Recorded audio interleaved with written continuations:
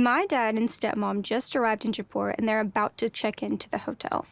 And I feel really bad that they have no idea what they're walking into. You can say that again, Kimberly. Oh boy, they're about to walk into an absolute mess. Kimberly's parents have arrived in India for what should be the happiest day of her life. But they might be making the journey back to the States a lot sooner than they thought. You don't have to stay here either. I mean, we could get a ticket back.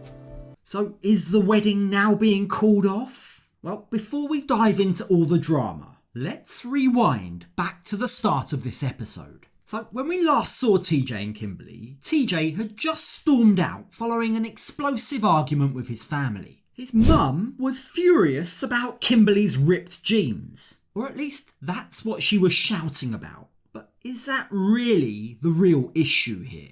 TJ says that this fight started because I was wearing jeans with holes in them. But they've seen me in these jeans many times and haven't said a word about it. Yeah, the truth is, this argument wasn't about clothing. Not really. This was about culture, a culture clash. It was about respect. It was about the family feeling like they'd been disrespected. But with their wedding meant to be just 3 days away, it's now abundantly clear that TJ's family don't support this marriage. They really don't like Kimberly. It feels like Yash is driving a wedge between me and the rest of the family.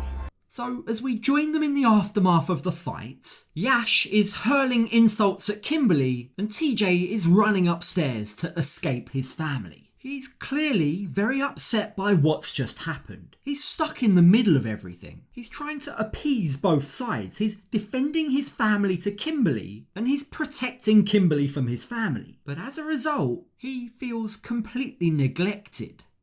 I'm just trying to fix things up. All of a sudden, everyone is on me. You are doing this, you are doing this. Nobody is taking care of me right now. What can I do?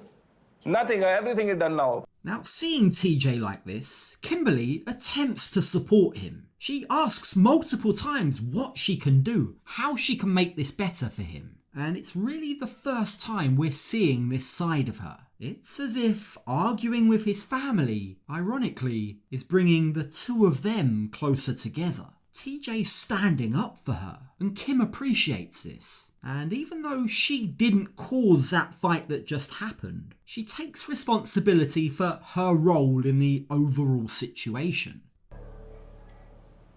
I'm sorry. I don't know what I am doing. Maybe everybody is in the right spot, I am in the wrong spot. It's really taking its toll on TJ, and for the first time, she's admitting that she's responsible for this stress, and it is stress. TJ's had to build an apartment, only to be yelled at. He's had to plan a wedding, not sure if Kimberly's gonna like any of it, and he's having to juggle his bride-to-be falling out with his family, which has massively escalated over a touch. It's a lot. TJ's dealing with a lot right now. And Kimberly is empathetic to his situation. Again, I'm sorry I put you in this situation. You're just trying to understand and solve these issues because you love your family so much and you love me. Now, the thing is, for as much stress as TJ is under, Kimberly is also dealing with a lot. She's very clear about why this is so triggering for her. Having grown up in what she describes as a toxic household, an environment where there was a lot of arguing, a lot of raised voices, she's very scared about finding herself back in an environment where conversations can go from 0 to 100 in a millisecond. I grew up in a toxic environment. There was a lot of yelling, and family meetings kind of turned to chaos quite a bit. Now, with the wedding looming, Kimberly was already scheduled to spend a few days away from the family, in accordance with Indian tradition. She's already booked into a hotel, and it's probably a good thing that she is. It'll be a welcome break for everyone involved, and TJ is hopeful that this distance and space will allow for tensions to cool down. I would say just give some time. Yeah, you can see that Kimberly isn't convinced. She doesn't believe that the passage of time is all that's needed here. After all, in order to act like one big happy family, everyone has to be on board. but she doesn't think Yash will ever be on board. I hoped that we would be able to squash this just before I left, but they don't have any intention, from what it seems like, of working anything out.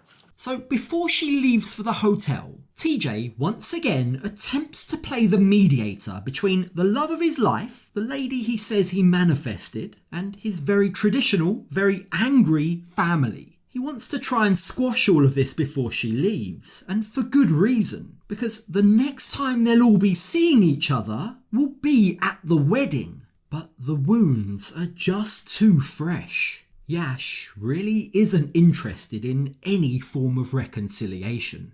वो जा रही है उसको bye करना. She does not want me to touch her. I don't want you to touch me at all. You can talk without having me touch you. इतना क्या बोल दिया? Neither Yash nor Kimberly are willing to let things go, and in fact, TJ's plan has backfired. Instead of settling things, this has just reignited tensions, and the final straw for TJ is when Kimberly starts to use rude language when talking about Yash. That's not okay. He at least owes me an apology. He obviously doesn't want me here, so he can my. For all the talk of being sorry, for all the empathy that Kimberly was showing TJ when they were upstairs, at the very first opportunity, Kimberly's actions just don't match her words. It's not the first time we're seeing this. She talks a good game, but she can't back it up. She knows that this kind of language, talk of male genitalia and disrespect towards his brother, is only going to anger TJ. So saying this just as she's about to leave seems very short-sighted, very stupid from Kimberly. Is that really the note she wants to leave things on? Because if she's looking to fall out with TJ as well, she's going about it the right way. Sorry, I don't want to talk right now. Had TJ taken the bait and bitten there, like he did last time Kimberly spoke about male genitalia, you get the impression that with the stress he's under and already feeling aggravated and worked up, an argument between TJ and Kimberly at that point could have been catastrophic. So given the circumstances, I think he did well to maintain his composure and walk away. But at this point, the entire wedding seems more like a prison sentence than anything else. And Kimberly just doesn't seem willing to abide by or to embrace Indian norms, cultural expectations, even the ones that she knows are important to TJ. She seems really fed up with it all. I don't want to get married to that family, but I want to marry TJ, and he's the only reason why I'm still here. Well, Kimberly, I hate to break it to you, but if you really do want to marry TJ, you're going to need to adapt your behaviour. But when we join her the next day, Kimberly's parents have arrived in India. Kimberly goes down to greet them in the hotel lobby, but it's clear that she's not too far away from having a total meltdown. She looks like a ball of anxiety and stress, and when they ask her how she's doing, she can barely keep it all together. Tired still? How about you? It's good to see you. I missed you guys. We missed you too. Her parents go upstairs to drop off their luggage in their room, and it's at this point that Kimberly bursts into tears. Perhaps feeling that intense family bond, the love that a family should have, just brought into stark contrast how absent that is for her with TJ's family. Either way, it's becoming absolutely clear that Kimberly is not okay. This marriage is weighing on her, and it's like she feels it's an obligation rather than what should be the happiest day of her life. I just hope that she's able to share this with her parents rather than keeping those feelings bottled in. I never expected to be filled with so much doubt 3 days before I'm supposed to be getting married. And honestly, I'm a little embarrassed to tell them. Now, Kimberly proceeds to go through the motions. She takes her dad and her stepmother to go shopping for their wedding outfits. She hasn't yet shared anything with them that might indicate the wedding is in doubt. Maybe she feels guilty for having them come all this way only to maybe back out. But she finally plucks up the courage in the middle of the garment shop to share how she's been feeling in the week since she's arrived in India. The night I got there, TJ and I had a fight, she explains. We resolved that, but that's when problems with Yash began. We had a conversation the other day. He proceeded to call me stupid and trash, and then bash my culture because it wasn't his culture. Look, Kimberly's providing a very one-sided account of that argument. She's making herself out to be the victim, when that wasn't exactly the case. Let's not forget, she gave as good as she got. But at the end of the day, she is talking to her parents. So she goes on to explain, accurately, that argument with Yash has spilled over and had knock-on implications with the rest of TJ's family. Now, she says, as a result, she feels completely and utterly alienated, and she doesn't want to be there anymore. Yash has now told both of his parents that I'm this terrible person. I don't know if I even want to be a part of that family,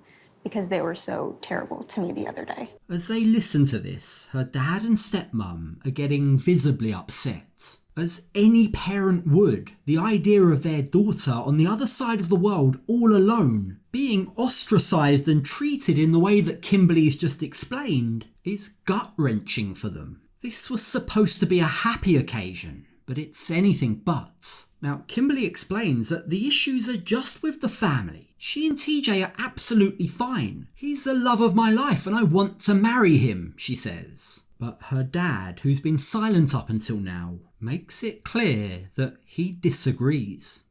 I should be excited because I'm still marrying the love of my life and we don't have any issues. Yeah, you do. Maybe not directly. And he's absolutely right, because if TJ's family don't accept Kimberly, then inevitably that will become an issue between Kimberly and TJ. There's no way that they can live in the same home, albeit upstairs and downstairs, and act like everything's going to be okay. It just won't. It will spill over into her relationship with TJ. So her dad makes a suggestion. I know they've spent a lot of money, I know they've spent a lot of time preparing for this wedding, he says, but maybe we should hit the brakes on it. If we postpone it, you still have the opportunity to work some things out with TJ. Kim is just sat there taking it all in. She knows deep down that what her dad is saying is correct. This isn't a healthy relationship, and it's certainly not a healthy family dynamic. The clash of cultures is a lot to overcome, and certainly too much to overcome in such a short time span. Remember, she was due to get married in little over a week from first touching down in India. Why such a rush? I mean, they're not going for a K1 visa here. There's no need to rush this wedding, or, as her dad points out, to even have a wedding, period. You don't have to stay here either. I mean, we could get a ticket back.